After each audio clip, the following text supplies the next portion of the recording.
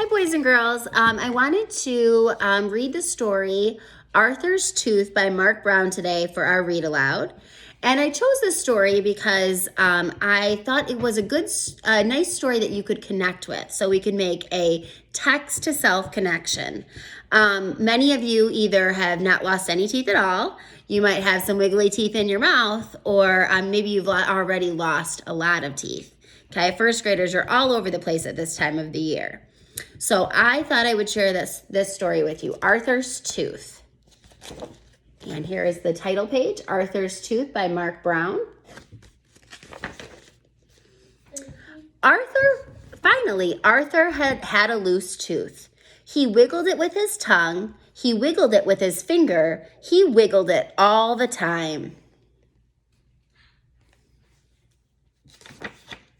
One afternoon, while Arthur was wiggling his tooth during math, he heard a loud scream. Francine jumped up. "My tooth just fell out on my desk," she cried. Class, how many of you have lost a tooth?" asked Mr. Marco. Everyone but Arthur raised their hand. Okay. And as I'm sitting there thinking, I'm wondering, I wonder how Arthur feels right now. Do you think he's feeling left out? Like maybe he's the only person who hasn't lost a tooth yet?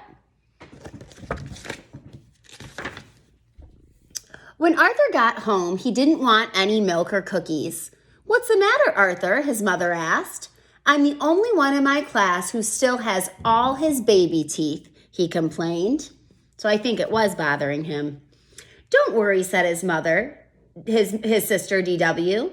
"Before you know it, all your teeth will fall out, and you can get false teeth like Grandma Thora." Do you think that's what he wants? I don't. Arthur persuaded father to make a special dinner for him.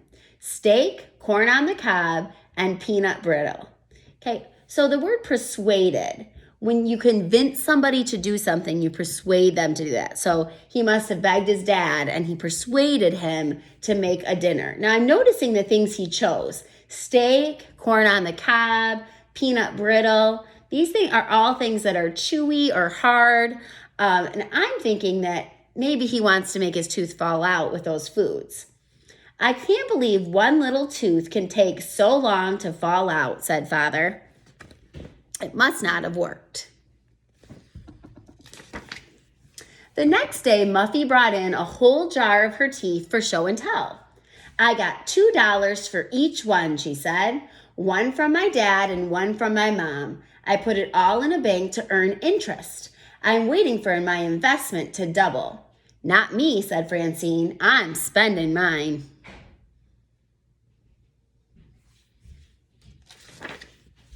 Later, the class saw a movie called Nasty Mr. Tooth Decay. "Between the ages of 4 and 7, the announcer began, everyone begins to lose their deciduous or baby teeth." "Everyone except Arthur," shouted Francine. The whole class laughed. Arthur slid down in his seat. He wiggled his tooth as hard as he could. So the author makes you infer something right there. They don't say that Arthur felt sad or that Arthur was embarrassed. But what Arthur did was everyone was laughing and he slid down in his seat and kept wiggling and working on that tooth. So but the fact that he slid down in his seat made me think that maybe he was embarrassed or he didn't really want to be there when everyone else was talking about their teeth.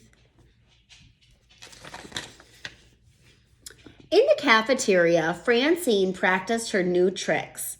"Look," she said, "I can keep my teeth closed and still drink through a straw. And I can squirt water, too." Everybody lined up for a squirting contest. Everyone except Arthur. Babies with baby teeth can't squirt water. I don't think that's very nice. We all do things at different times. By the next day, Arthur was convinced his loose tooth would never fall out. His friends tried to help. Buster brought carrots for Arthur's lunch. Sue Ellen showed Arthur how to put raisins over his teeth to make it look like some were actually missing. That would probably be funny. The brain, that's this character right here, invented a special machine. It's a tooth remover, he explained. Just put your head in here. Now, would you want to put your head in there and see what happens? I wouldn't. Even Binky Barnes wanted to help. I can knock this tooth out in 1 second flat, he said. That night, Arthur spent a lot of time in front of the bathroom mirror. It looks like his whole family is waiting to get in the bathroom. He got up very early the next morning to wiggle his tooth again. See how much looser it is, he told his parents. That's it, said his mother. You need professional help. You're going to a dentist today.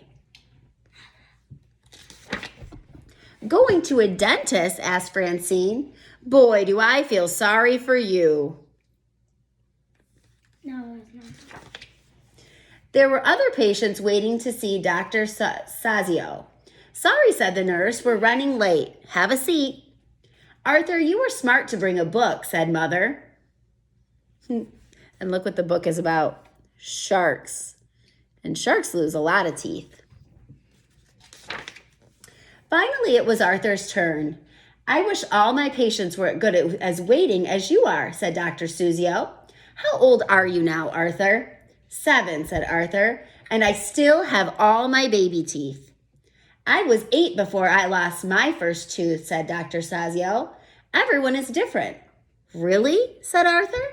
Dr. Sazio examined Arthur's loose tooth. This one should fall out very soon, he said. Just wait. I wonder how Arthur was feeling right now. I bet he was feeling kind of relieved. I see a smile on his face. He was probably worried that he was the only one that still had their baby tooth at 7 years old. Arthur got back to school just in time for recess. Still have all your baby teeth? Francine asked. Then you can't be in the game. I'm the tooth fairy. Only people who have lost teeth can play. It's not very nice, is it? If you're the tooth fairy, said Arthur, I think I'll keep all my teeth. I can wait. He started over to the softball game. Whoever I touch, said Francine, loses a tooth. She flapped her arms. The one who loses the most wins. Francine twirled around and touched Buster. She twirled faster and touched Sue Ellen.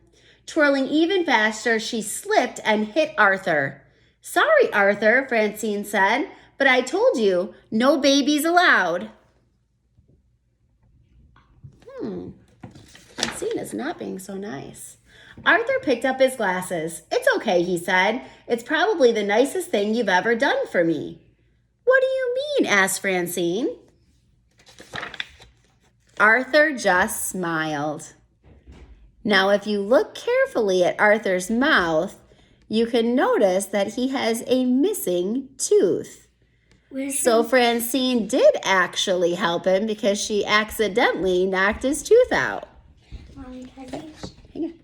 Okay, so I hope you enjoyed Arthur's tooth today. And I think the big lesson in this story is that everyone can be different and do things at different times, and that's okay. Just like when we learn to read, we're all learning at our own pace, and that's okay to be different and to do things differently. Okay, I hope you made good connections with our story today, and stay tuned. I'll be doing some more read alouds this week.